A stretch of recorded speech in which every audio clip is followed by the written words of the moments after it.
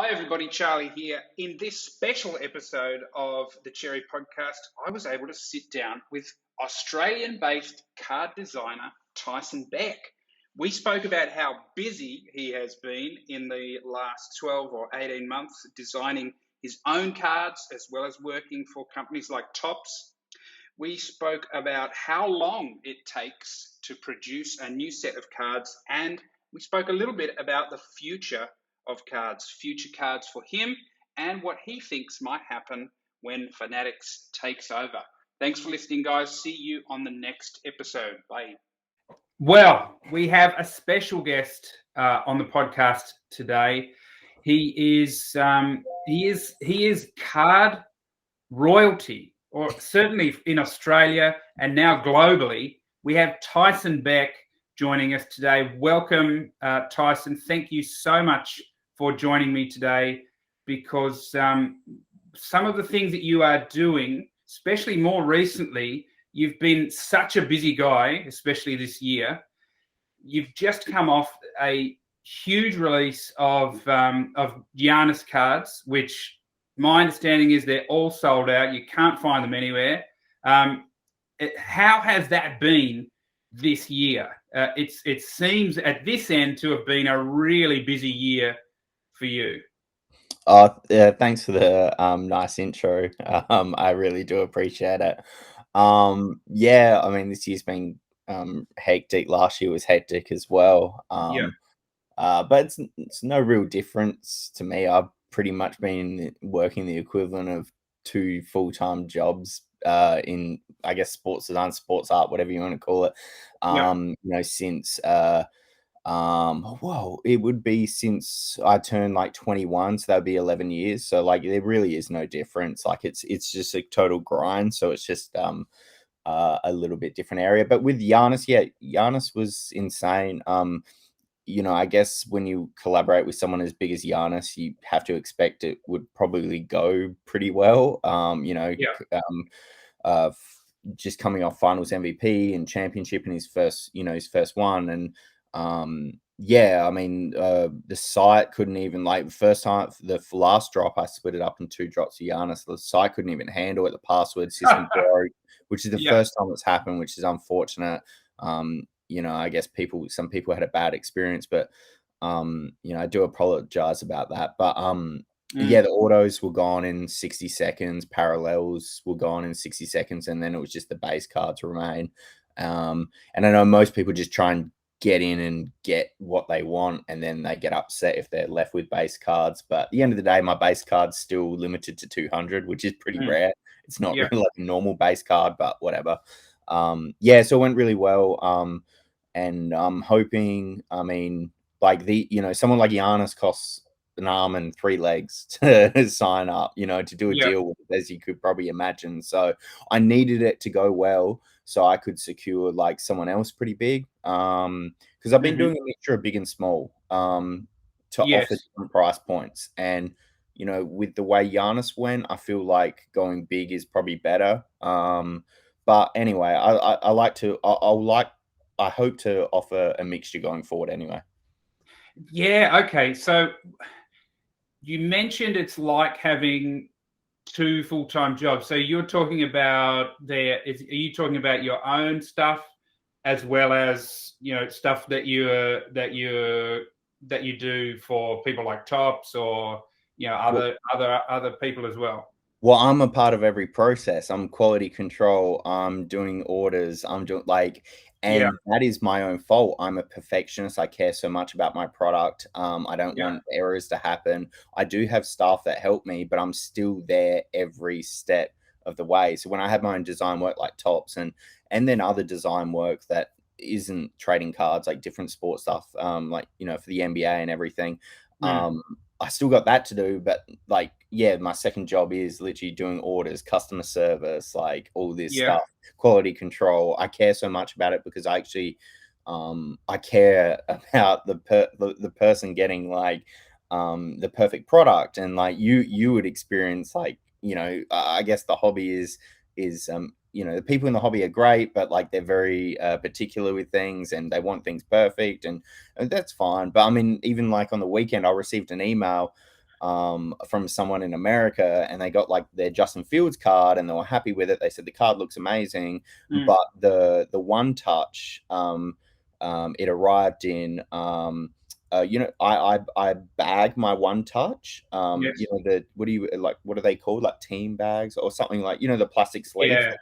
Yeah. The plastic sleeve had a fold on it, and they were complaining that this is now not like mint condition. And I was like, it's a plastic bag that's just covering of one touch, like, and it's just like, it kills me. But anyway, it obviously we just try and do the best we can, but I guess that's why I'm kind of so heavily involved in the process. And it is literally like 14-15 hour day every day pretty much. Wow, I know what you mean in regard to being quite particular for some people, and I get it. I understand why, but the bag that the one touch is in is probably not one to get too upset about, I would have thought. Yeah. I was having a pretty bad day, so when that email came through, I was like, "Oh, are you kidding me? Like, come on!" Yeah, I wanted to tee off on the guy, but I was just like, like, what? I don't know. What can you say? what can you say? And I know what you mean about feeling so, being involved in everything along that process. It's something that it's true for all of us, I think, in the hobby, because one of the reasons I think it probably is that you feel so fortunate that you are in the position that you are. And so you're like, well, I don't want to get anything wrong, because what if, there's a bunch of people who'd like to be in this position doing the same thing. So I better make sure it's, 100% or as close to 100% all the time. Yeah, and I guess like being a collector and being like I'm not just like I'm not like a big company trying to have stakeholders and people on the board that want X revenue. Like, I just want to put out the best product as I can. And like, sadly everything's rushed. I'd love to like sit down and work on a car project for 6 months, but everything's just like bang rushed. And it is what it is. I guess the design and artwork kind of impacts on that, but I honestly do care, and I guess that's why I'm a part of every process along the way. And I'm a bit of a control freak, so I know what you mean. What projects have you gotten out the door let's just say this year's almost done, which is amazing. What have you got out the door this year in terms of Tyson Beck, ones that you've sold independently and ones that you've had that have gone to, for example, Tops? I know you were involved with the Muhammad Ali set, which I loved. What ones have you got out this year? Oh, okay. In terms of trading cards, I'll go through the one with Tops. So I do a lot with Tops still. I've got Project 70 that's still underway. I think that'll wrap up in maybe February, March next year.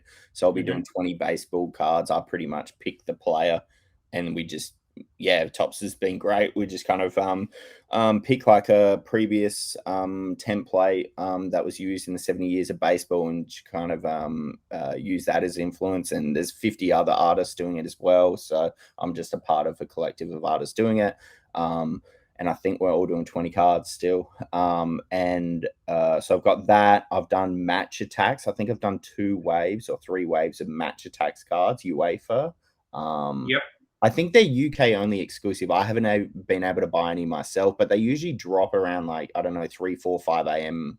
Australia time. So there's no chance like I'm waking up to buy that. So I need to get some put aside, because usually, when I wake up, then they're not available. But I think it's UK only exclusive. I'm working on a hobby box at the moment for soccer.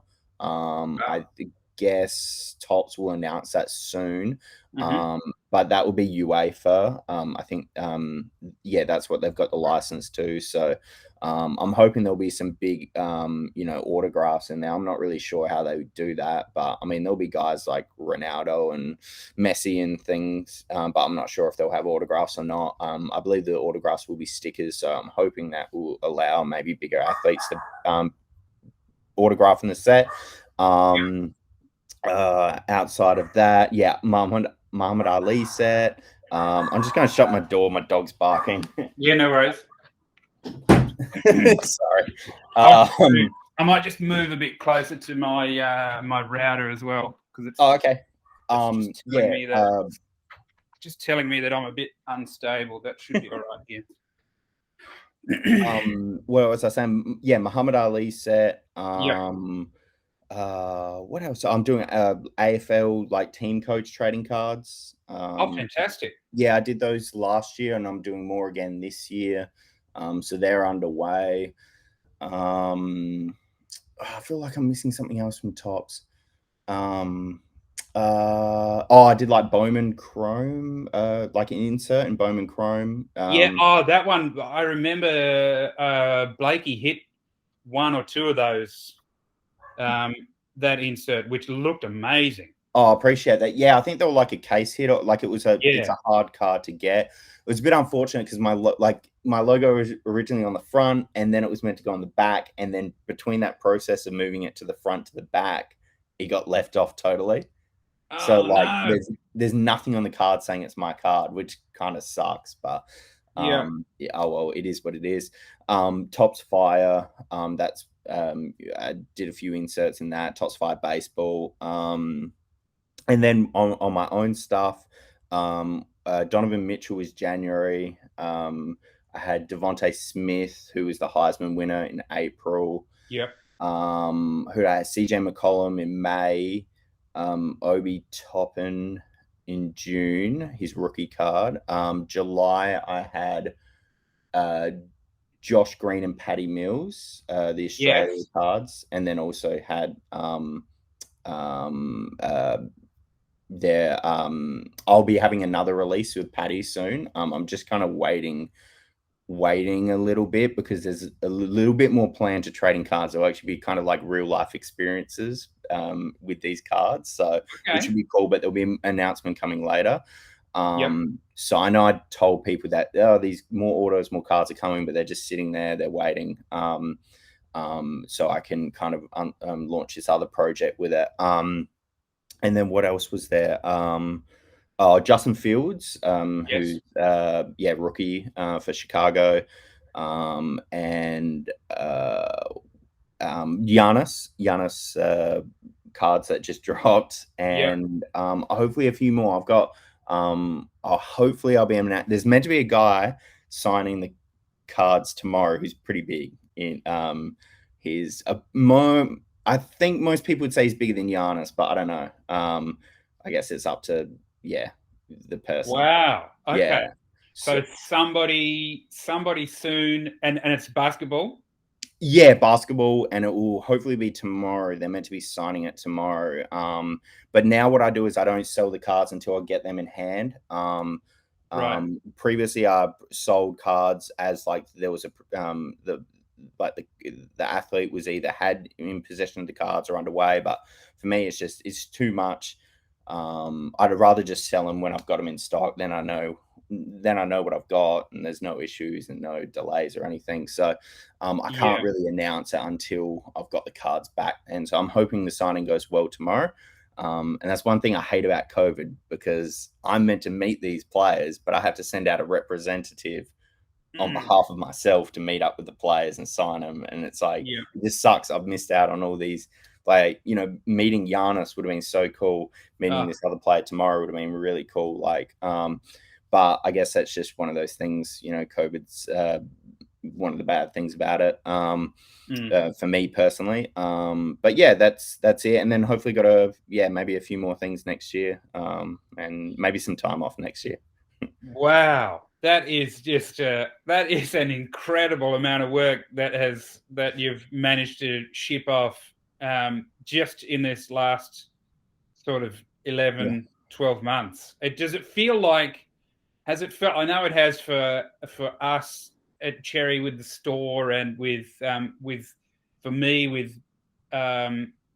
with social media content, it has felt like, wow, everybody is really interested at the moment. So we better not waste this opportunity of all these eyeballs, all this attention.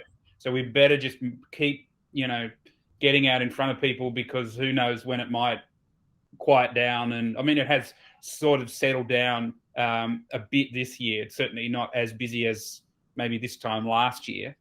But yeah, it's felt like a really just treading water to try and make sure you make the most of it. Yeah, no, I agree with that. I mean, the cards, that I've like, especially in the baseball stuff, like last year was just nuts with tops Yeah. and baseball. It was absolutely nuts. Whereas this year it's much slower, much quieter. And I don't know. I reckon that was COVID, like, just part like people getting nostalgic, no sport being on, like baseball for sure, helped with that. But other things are rising, like, Topps F1's going really high, I assume that will keep going higher. I believe Panini are doing well with UFC, I think. I could be Yes. wrong, Yeah. but I just assume. And soccer's on the rise, so yeah, there's some cool thing. NBA is always going to be strong. Basketball cards are always going to be strong. It's a global game. I think that if I collaborate with the right players and athletes, they'll do well.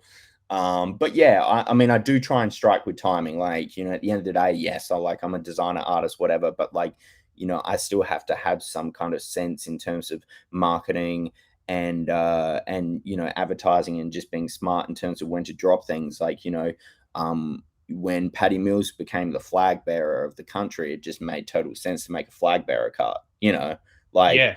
and drop it. Like, I can't remember, but it was like a couple days after he was, he was announced as the flag bearer, and then when they won bronze, it was like went with a card, like literally like the moment the buzzer went. Like, I don't know if like companies like Topps and Panini are doing that, but that's something that I want to start doing, like, going forward. And even if it's just like risking stuff, like I paid Kuzma a bunch of money to write 2020 champion on cards that, like, Yeah. he hadn't even won the championship on. Like, I took the risk, like, and I'm happy that he was agreed to do it. Like, if they didn't win, I just would have thrown him in the bin. So I want to do stuff like that, because that's the thing is, like, obviously I don't have the league's license, so it's like, what can I do? I can actually I can do moments better than the big companies, I believe. So, and I think, like, I'd love to do, just say, for example, say like Buddy Franklin. And I'm not totally not doing this, but say Yeah. Buddy Franklin kicks his 1,000th goal, bang! This is like a trading card series that comes out of that. Like, Yeah. And like literally the moment the ball goes through the goal, like, that would be cool. It's all pre-made, everything. It's already signed. It's already good to go. So, like things like that. So, or say like LeBron, like, takes over the score, passes Kareem in scoring, like there's a card that goes bang like that in that moment. I think those moment cards could be cool, with autographs and everything. And yeah, I don't know. That's kind of what I'm trying to do for some players, if I can. That's fascinating. Okay. Yeah. And I could 100% see that working. Did you have, were you already talking to Giannis before the Bucks, started emerging? Yeah. Yeah. My discussion was, we locked it down in what was that, maybe like a month before the finals or something. Yeah, a Right. month before the finals. Yeah. So yeah, it was going to be like championship card, finals MVP card. Yeah. But he wouldn't sign the cards until the start of October. And I didn't want to go on sale and make people wait. Like, I didn't want to go on sale with a card and go, hey, 3 months, like, Giannis is going to sign the cards in 3 months. They would have done better if I sold them earlier, obviously, like in terms of just like the moment. But it still went obviously really well. I attached it to ring night. I was like, oh, well, ring night's still a big thing. With it's a moment. His first ring, he gets it, he collects it, go on sale as soon as he gets it. But yeah, that was done earlier, and then I just waited to get the autographs done, which was start of October, and then I went on sale maybe 3 or 4 weeks after I got the autograph cards. Amazing. Just very, with everything you're doing, especially that Giannis, and then with Patty Mills, the fortunate events that have happened around it with the bronze medal, and just how well Paddy played in that game. I mean, that bronze medal match was like nuts. That was the Paddy Mills match. Like Nuts. they don't get it if he's not on the court. You know the funny thing about the Patty Mills drop with the bronze medal drop? I didn't announce that it was meant to be a secret drop. I think people were smart. They knew something was coming. They sold it out before I even announced it. Like that, because I saw orders start coming in and I was like, I haven't even told anyone about this card yet. Like, it's not on social media. I haven't emailed it out. Right. I think when they won, some people, I think it must have just maybe been pushed on social media. Someone saw it and someone sent it to people, but someone obviously went on my site, saw that it dropped, and then started. And it was like, by the time I posted on social media, I was just like, oh, Patty Mills bronze medal card dropped. It's already sold out. Sorry. And then people get angry because they're like, oh, like, you're advertising a sold out product. I was like, well, I don't know. What am I meant to do? Like, I hit live and then I was getting all like the content ready. And because I don't do draft stuff, I just kind of just, I don't know. I don't really do drafts on social media. I don't really kind of know how to work that stuff. So I just, as I was typing it up and getting it all together, I looked back on the site and was like, oh, it's gone. But yeah, that was cool. I want to do like surprise drops are cool. I've done some stuff with baseball, like surprise drops. I want to do one of a big player or something soon, hopefully. But it's a bit of fun, I guess. Now let's move to some of let's from the current day. We'll go back to the beginning, and I know you've addressed this. I think I saw you talk about it briefly with Brody. Okay. Brody the kid, who's just so far ahead of where a lot of adult content creators are. That kid is great. How did you get started with cards? In terms of designing or collecting or well, designing, yeah. Oh, okay. Man, it was like I have such the worst stories because everything in this space is the same. I just get an email from a company going, "Hey, we've seen you work on Instagram. Can we work with each other?" That's pretty much what it is. So, I think it was 2014. Someone from Tops reached out saying, we'd love your design work on Instagram. It's a little bit different to the cards we usually do, but we're happy to give it a go. Maybe like an insert or something. We don't think it would like translate to a whole set. And then I gave them a quote and everything, and then they were just like, you know what, we've got this like new product called Tops Fire that we want to launch. Why don't you just do it all? And I was like, yeah, cool. So I did the whole box. That was crazy. Doing like all, like the patch cards and auto cards and base cards and everything. Like, and that's from like, there was nothing, like I'd never done a card before. So to do like a whole entire box, and this wasn't like creative directing. This was like literally everything, all the design files, getting everything masking for parallels, all that. Wow. Yeah, so it was good. I just got thrown in the deep end and then, learnt it all, I guess, at the start. And then, that kind of box, I mean, it's not like, investors and like big, hobby people like don't like Tops Fire. It's meant to be a fun product for kids. Like it's a little bit out there, different. Like that's what I like about it. It's attainable for everyone. And then that was Tops Fire Football 2014. I think the Johnny Manziel was on the cover. He was like the box, which he was like the most hyped up like NFL player right then, which is funny. I guess looking back now. And then we did 2015 Tops Fire, and then they lost the NFL license, which was really upsetting. And then it just got moved over to baseball, and so I was basically just doing Tops Fire only pretty much, and then just a few like inserts until like 2020. And then, Tops ramped it up and started getting me on other things. That's when they started doing the Project 70? Project 2020. 2020, in 2020, and then Project 70 was in 2021. But that's I guess when things blew up a lot. And for like I never did my own cards before then because like I never knew how sales went. I'd do a box, like I'd get nothing. Like, I would just do, quote on the project. I'd get paid on the project. Yeah. But I would never know if these boxes are selling out in minutes, if the boxes are still sitting in warehouses that can't get sold. But as soon as Project 2020 started and I was getting like literally print numbers, like, I'd never done like individual cards before, and I was getting print numbers and royalties. So then I was like, well, okay, there's a lot of desire for these cards and people collect, and I was just like, why don't I just do it myself? Like there's no reason why I can't do it myself. If people are buying these cards from Tops, I was like, well, like I can just print them and do it myself. Obviously not baseball.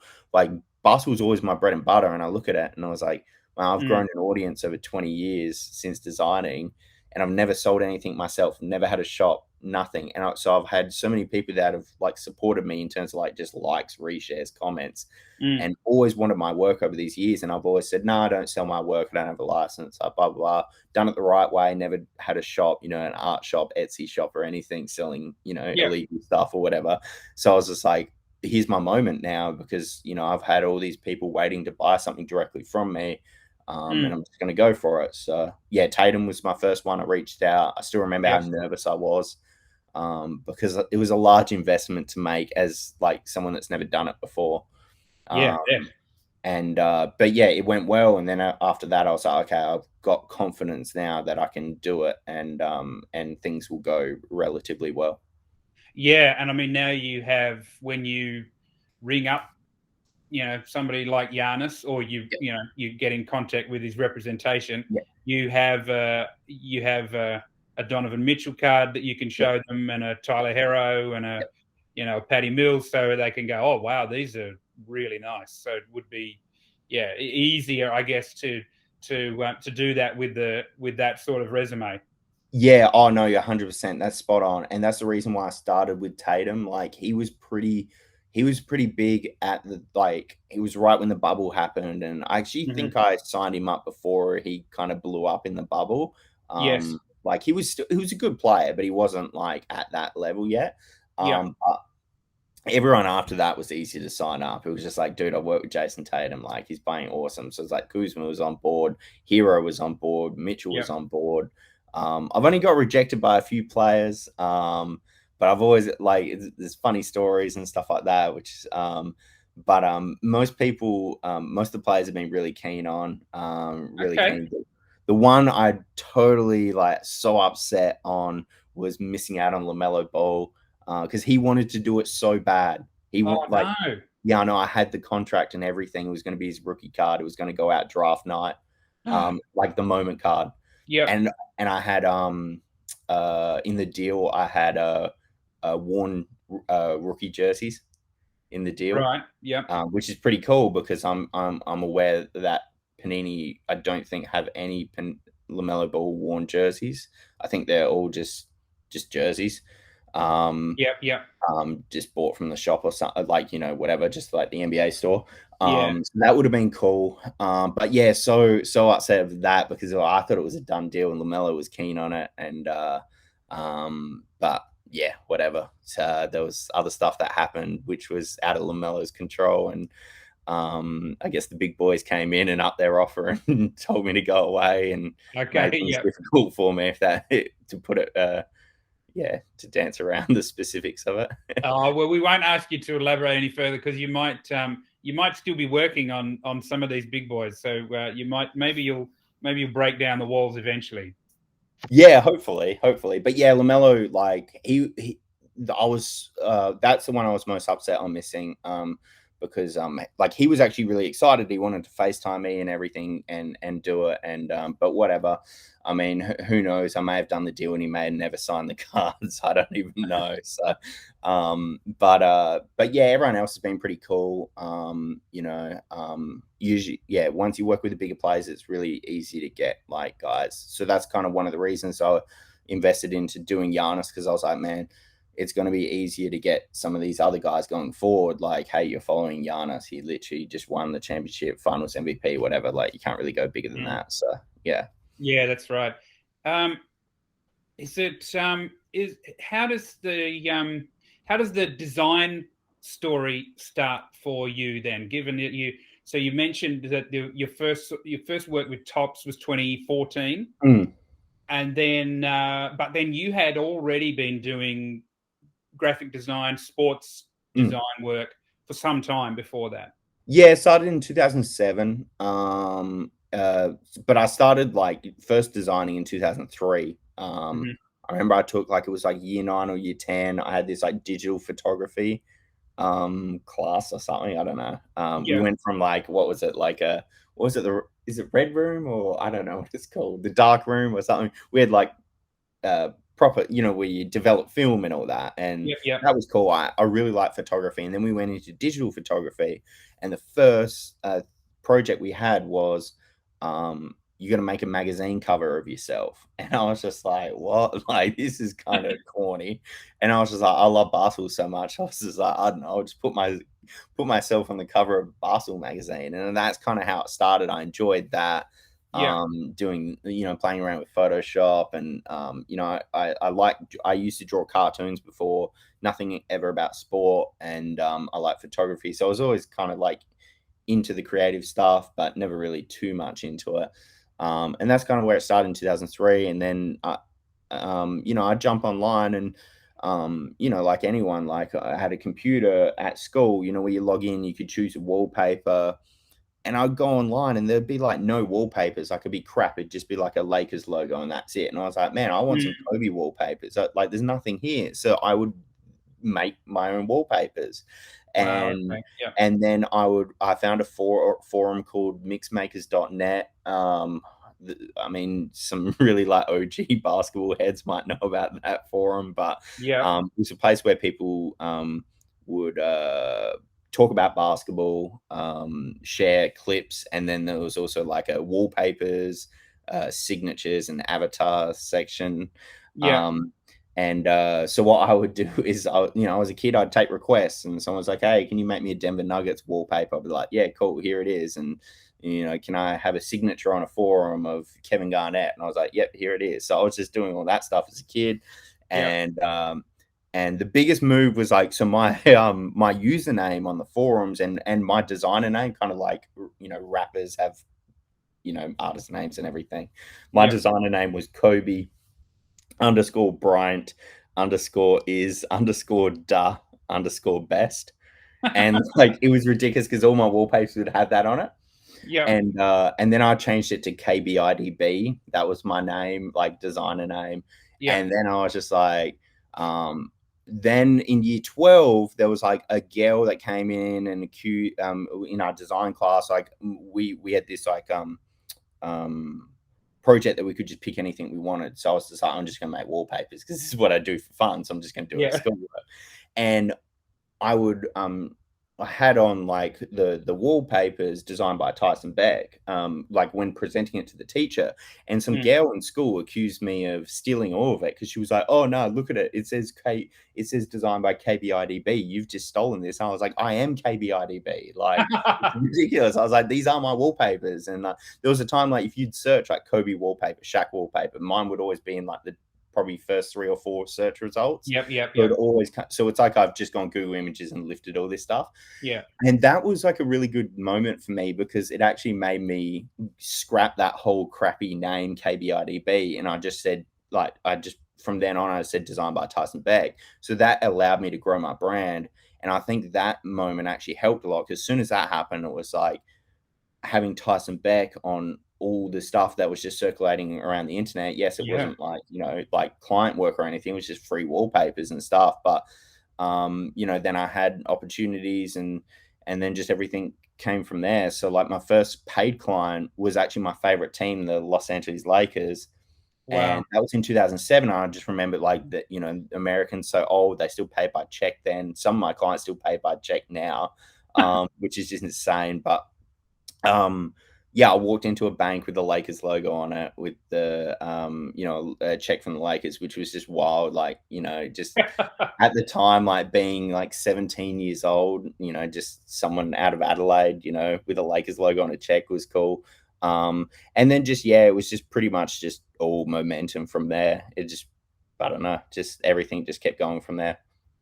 That's fantastic. What a story. For that is something that stands out as just turning what you love to do into your work, and now into your own business. I think it's fantastic.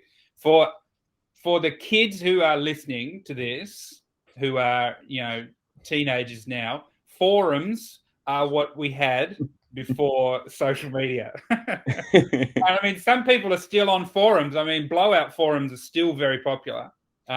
If you want to talk about cards, there's some very OG collectors on there who have been signed up since day one. So a lot of card knowledge on forums like that. But you're right. That was I was on a couple of forums for action figures and like movie props and statues. And if once you were on there for a while, you'd have your own handle, your own nickname. And, no one would use their own real names though on forums, right? Yeah.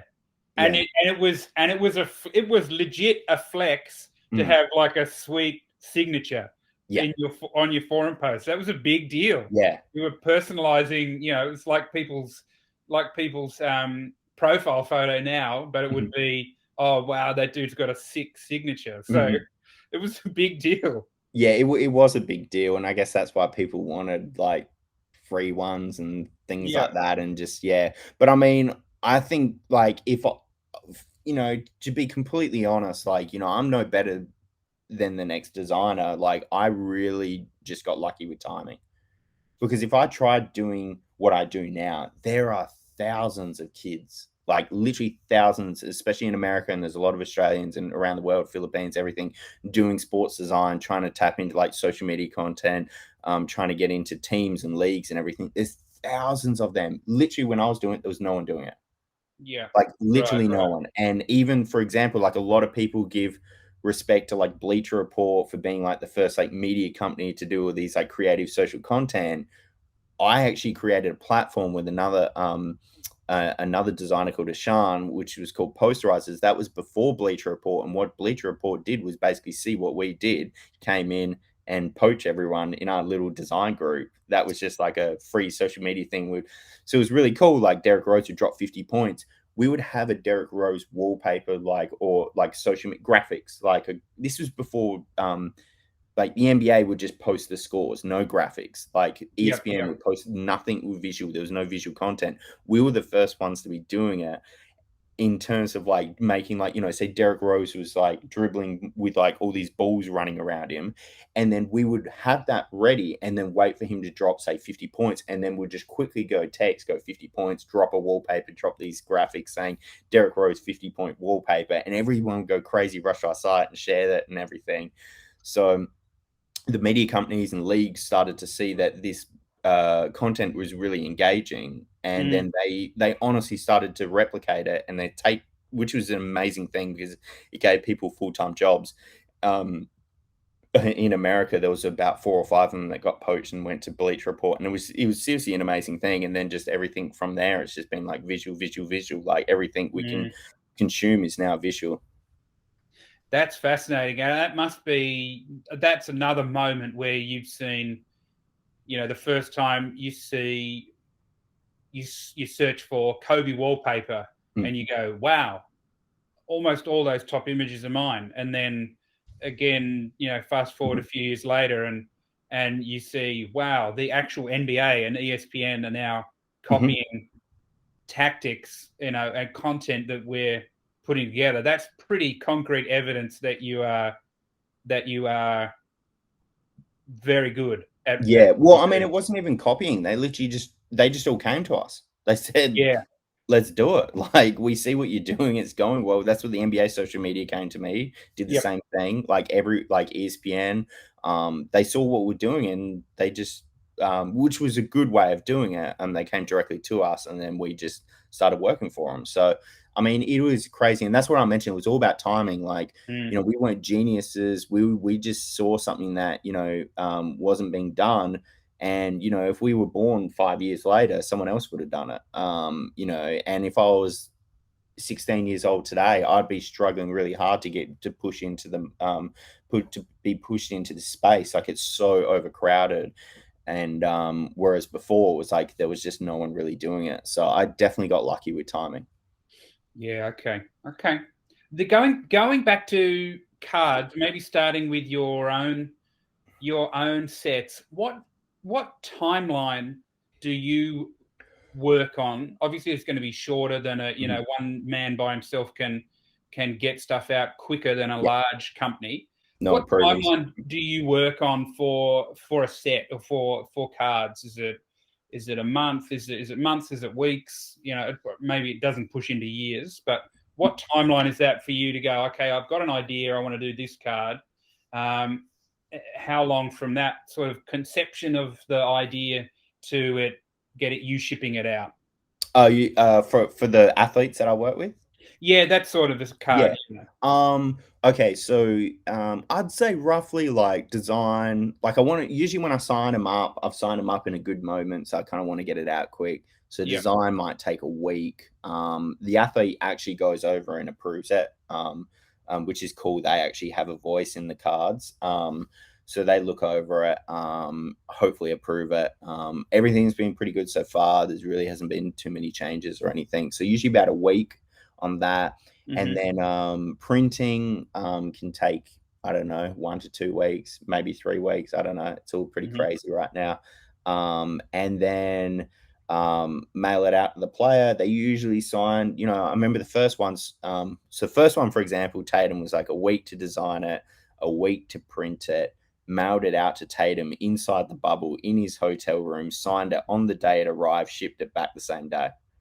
Wow, that's really Jason Tatum on the ball there. I know.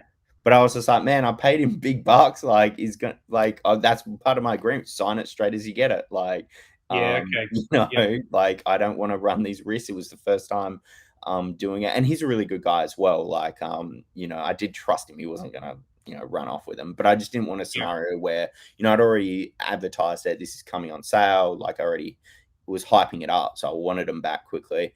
And even just getting them into the bubble was a hard thing. Like, they, at that time, that was when they couldn't see, like, I think they may have had to leave it at the door. He came in, signed it, maybe gave it to someone else to then ship out. I don't know. They couldn't be around team and other staff members, I think, at that point. That was right when they went into the bubble. But now I don't have like the bubble issues anymore. But usually 1 week designing, 1 to 2 weeks shipping, and then I don't know, most of the players sign within a week or two.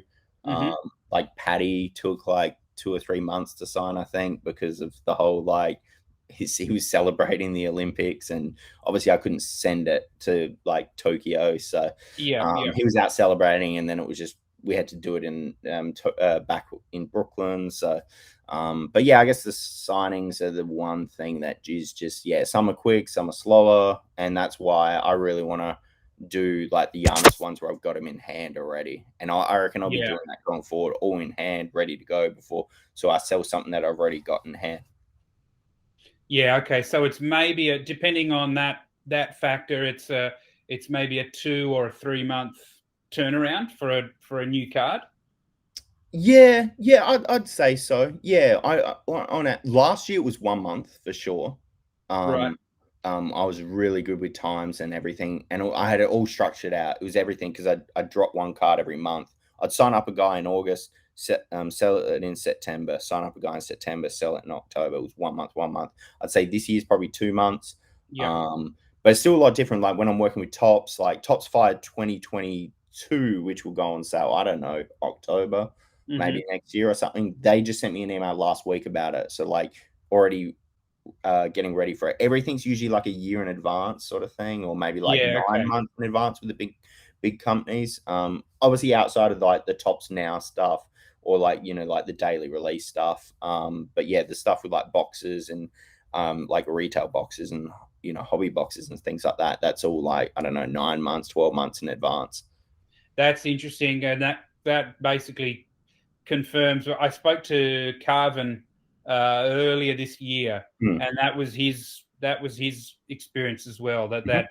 That timeline when you are working with an upper deck of tops is they start looking at things out to 12 months in advance. Yeah. So, or at the latest it'll be 9 months, he said. Yeah, I think 12 months is usually when they start planning in terms of like the set structure, like who's in the set, like what subsets are going to be, like just numbering and everything. And then like I guess my design process starts. So the image selection starts like from 12 months to 9 months. I usually get it with 9 months remaining. I'll probably get it's funny, sometimes I only get a couple weeks to work on it. And then I tend to want things at least all wrapped up about 6 months before it goes on sale. From my experience. Yeah. Okay. What about that experience that you have with getting autographs? And you said you've had sometimes it's been on that day it's been signed, and other times it's taken a longer while. Does that ring true to you then when you see the Paninis and the Tops of the world having difficulty with redemptions? Is that something that you understand? And you Not really. No? Not really. I'm in Australia and I can do it. Like if I was in America, like for example, like Giannis, it was me agreed to meet up with him in person. Like I would have just done it in person with him. But obviously being in Australia, I had to send someone out to him. I don't know. Honestly, like obviously they've got much more to do. But I don't know. Like the end of the day is I used to sign cards for Tops, and it used to come in a box, and they'd always send me an email saying like, "Oh, can you sign them like the day they arrive, because like we're all so late, it's got to go in the packaging already." So like I think they must be usually behind on printing and everything, and because I mean I'm just the artist, I'm not an athlete, but I'm getting stuff to sign so late, and it's like Jesus Christ, I feel forced. Like I don't think it's like I even feel forced. Like, man, and I have to video me signing it because they're not there in person, and it's just like this is a lot to do in one day. Like signing 300 cards, like getting someone to video it, whatever. Like it's just I feel a bit forced to do it, whereas like. And I'm, essentially, I'm actually not even getting paid for it. That was just like a goodwill thing. Like, oh, I'll sign these cards, whatever. That's on me though. But yeah, I don't know. I think like the stickers, like I think that surely there should never be a redemption with a sticker auto. Like that should not exist. That should never exist. Like that's just a no excuse thing. Like you should only like if it's a product with a sticker auto, you should have those ready to go in hand, like before you make it into a set. On card autos, yeah, I guess I get that. Maybe they were slow giving them back, or but I think the more people are accustomed to redemptions and long waiting redemptions, the more it's just going to happen. And I feel bad going on sale with a card and someone having to wait a week until I ship it out. And then I'm like getting stories of like, hey, Giannis hasn't signed my card. It's been 3 years. And I'm like, oh my God, I felt bad because I was getting through all my orders and I had to wait a week to ship yours out. Like, yeah. But obviously I'm very small scale. Like I couldn't do, like, I don't know how many NBA players they got signed in a set. I don't know. Let's say it's 70, 80, 90. I couldn't do that. Like, so it is different. If they're only working with 1 or 2 athletes to sign cards, I'm sure it would be easy to put in the box. Yeah, it must be the sort of thing that when you mention things like, oh wow, this set has got to get packaged up, and Tops are sending me stuff very close to release date, etc. It must be something that I imagine is stuff that snowballs. One thing gets late, and then that pushes another thing late, and then another thing gets late, and when you're talking about numbers like 70, 80, 90, it might be more difficult, I guess. But before I let you, I've just found it very easy to get the guys to sign it. Like it's just been very easy to send them something, sign it, and get it returned. So I just don't understand that process. Like it's been pretty easy to get things like signed and returned. I don't know if before COVID there was like maybe like, they were going to a say summer league and getting people to sit down on tables and sign a bunch of products, and maybe they don't do that anymore. I'm thinking Right. maybe something to do with COVID has changed things. Maybe there was more in-person things after a game. You go to a player, in their hotel room, they sign it. Yeah. And then maybe all that stuff with COVID, they're not allowed to do anymore. I'm not sure. I'm not, yeah. There's got to be a reason for it. Yeah. Interesting. Before I get to the last couple of questions and I let you go, what are your feelings, your thoughts on the Fanatics situation? I don't know, like, I guess like I'm a little bit biased here because I have worked with Panini before in the past, but like people view me as like a Tops guy just because I've done more for them. But I Yeah. do feel bad about Tops losing the baseball license. Like I feel like the MLB kind of screwed them over, like just in terms of what I've heard from it. You don't work with someone for 70 years and then just like see you later. I Yeah. don't know. I don't like that, but I understand why it's happened. Obviously, like leagues have equity into the Fanatics, and I think like the Players Association do, or maybe the players directly do. So it all makes sense from a financial standpoint. I think the NBA license going to Fanatics, I don't think that really does anything because, like, how many companies have had the NBA license at one time or another? There's been heaps. Like, Yeah. so I don't think, for me, Panini actually, when I think of NBA cards, I don't think of Panini, and I think younger people might, but like, I don't. I stopped collecting NBA cards like in 2005, sort of thing. So, Right. um, when Topps lost the license, I actually stopped collecting. I can't remember whether that was maybe 2007, somewhere around there. And I stopped collecting around then, and then I've been brought back in, but I don't collect Panini cards. I just 90s and I just collect vintage cards. Yep.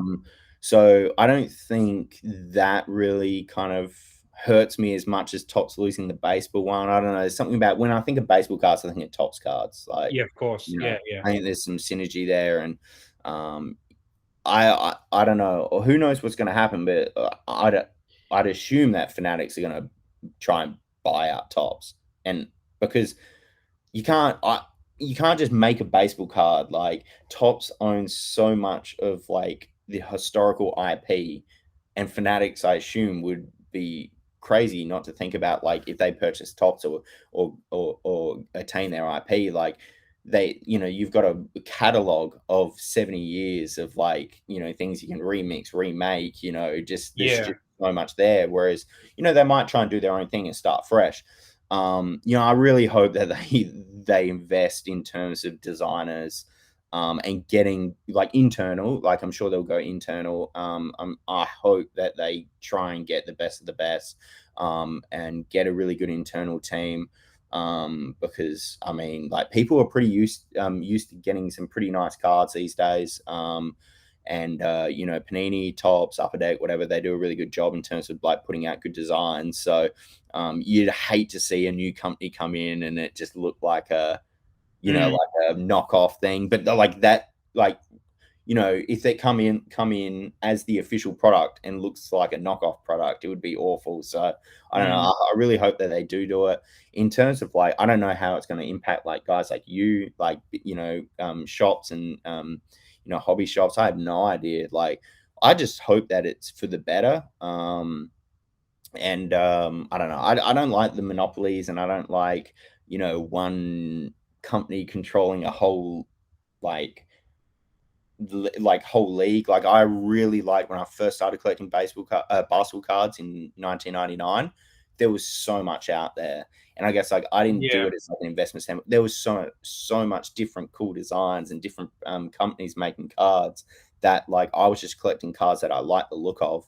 And I think now like you don't really have that chance anymore. It's just really like, okay, if you want a baseball card, it's got to be Topps.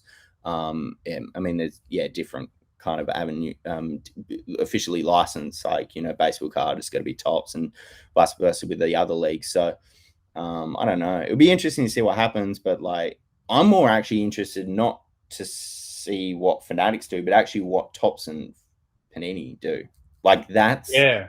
the interesting thing. Like Tops will still have F1s potentially, Yes. some soccer leagues, and they're getting into they're already they did a Lil Wayne hip hop set. They're Yep. doing overtime basketball sets, like, to get into like younger collectors. Like, they've got a bunch of other different things, obviously minor compared to baseball, but I don't know if that's just going to become more common. And not sure, but I don't know. What are your thoughts on the Fanatics? You excited for it? Worried?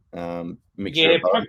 probably a mix. Yeah, having talked with G about it, and with collectors when they have been able to come into the store, or they chat with us in the DMs and things like that. It feels to me for stores, and whether you're a breaker or you've got a store, or we're sort of a mix of all of that you'll need to make sure you are fully geared up for e-commerce, for social media, for if do you need to do a podcast, you need to be more than if you're an online breaker, if you're a breaker on Instagram, you need to be more than just a frame and some fingers and Gotcha. and busting cards. You need to have more around that, I think, is what you'll need to be able to do. It won't be, a lot of people So the have. strong will survive, sort of thing. That's what I think. Yeah. Yeah. I think if you're adaptable, Yeah. if you're able to give your customers that wide range of stuff, whereas if you'd come in recently just because you have heard that basketball cards are really popular at the moment, and you're not giving that variety and giving that strength of or that width of content, it's going to be difficult for those people, I think. Yeah. What I find interesting is, like, I don't know, whenever it is, there's going to be that first rollout, that first year. Yeah. No one's really going to know what the desirable products are. That's right. Yeah. Yeah. Like, how do you even, like, how do we know that, like, what's going to be their, like, prism, what's going to be their national treasures? Like, we won't even know, like, until maybe like the second or third year, when you find out, oh, okay, people are actually really liking this specific product. That's going to be interesting to see what people kind of jump to. But that's true. That will be interesting if they don't end up. I imagine it'll be. I think you're right. I think probably they will, whether they end up buying a Tops or a Panini, or they end up just going, look, we're just going to sub-license to you. We've got the license, but we want you to make cards. That's true. And they do a mix of, okay, well, we've got our Fanatics range and we've got the Tops range as well, and we test and see what happens. That will be fascinating with the brand new lines that they put out, whether they call it Fanatics or they call it whatever. That will be fascinating to watch, which are the ones that emerge, as the Chrome, as the Prism, as the NT, whatever it is, that people go, initially, maybe they ignored it, but then 2 years later, oh no, that set is all time. I think that part is kind of cool, like, especially with rookies. Like, you won't know kind of what the rookie is, like, which one is the best one to hold and best one to chase. It might happen 2-3 years down the track. So I mean, that part of it's pretty cool, I think. But I don't know. It's still I think it's 2026, isn't it? It's still a long way away. It is still a while. We've got a while to get used to that happening. A while to, if you're a store or you're a breaker or whoever involved in the hobby, you have got time to sort of start adapting, I guess. It'll be interesting. And I don't know, like, I highly doubt I'll be doing the player collabs in 2026. Like, it's a bit it's full on at the moment. So but we'll see what happens. Maybe I'll be able to get. I've worked with Fanatics in the past. They were generally decent to work with. So maybe there's something down the line there that I'd work with them on. I don't know. it'd be cool to do NBA cards for sure. Oh yeah, definitely. What before I let you go, what is a favorite design of or favorite card that you have put out? Doesn't have to be recently. Could be since you've been doing this work, and a favorite card or a favorite design, a favorite set from all of your time collecting. Oh, okay. Oh, tough questions. A favorite design. Oh man, I don't know. Favorite card. Oh, I guess favorite card. My favorite card changes all the time, which is Yeah, just stupid. But I have to say, like the one that means the most to me is yeah, the Jason Tatum one I did, because that was like that's like when I went and I was like, nah, I'm taking everything in my bank. I'm gonna give it to Tatum. I'm gonna take a risk. There's like a story behind it. Like it might not be the best looking card, whatever, but there's a great story behind it. It was like that's when I was like, nah, stuff this. I'm gonna do it myself. I believe in myself. I'm gonna bet on myself. So like that fantastic. will always have the biggest meaning to me, that design, that card. Yeah, In terms of like my favorite design that's not a card, again, it would probably just be like something that happened the first time I was able to do something with Kobe. Like that would be yeah, like, that would just like the design itself may have not been great, but like I'll look at that and go, that was like the moment. That's like, it's a childhood dream sort of moment. In terms of my favorite product, man, I don't know. I might cop a bit of heat for saying this, but Ooh, I like Skybox. I like it too. I don't know. I like it. Yeah, I don't know. It's nostalgic to me. I don't know. It's just it's visually nice. I like Skybox. Yeah. yeah, same. I agree. I like whenever they come across them, I like the Mhm. player is sort of pulled out off the background. I like some Mm. of the old school geometric designs behind Yeah. them. They Yeah, they just kind of look like big posters, like things that you could hang up yeah, on a wall, things that, and I guess that was, I used to hang stuff up on the wall you get from Slam magazines, whatever, back in the day. So, yeah, something that like would be cool, like hang up on a wall. It's kind of been shrunk down on a card. That's cool. But also like, outside of mine, like I'm really, really liking some of like the tops.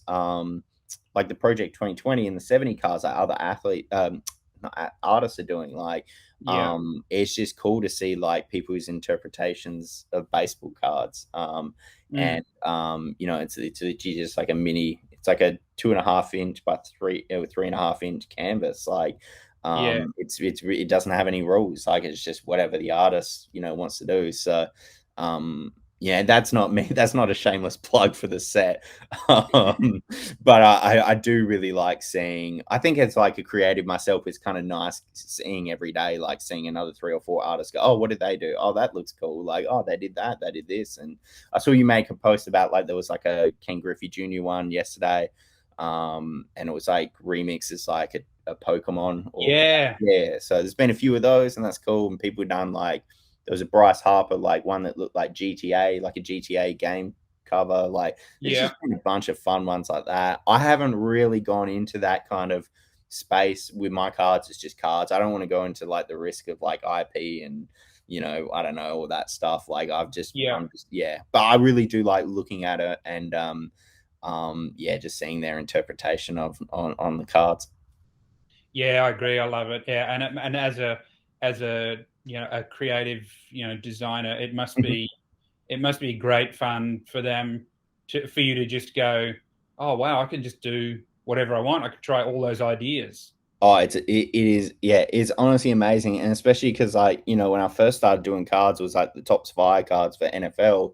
Like they were meant to be cool. They were meant to be like jerseys with fire and like players like being like lit up and ripped jerseys and everything. And then NFL is just like, nah, you can't touch any of that. Like you can put fire in the background, but nothing can be over that.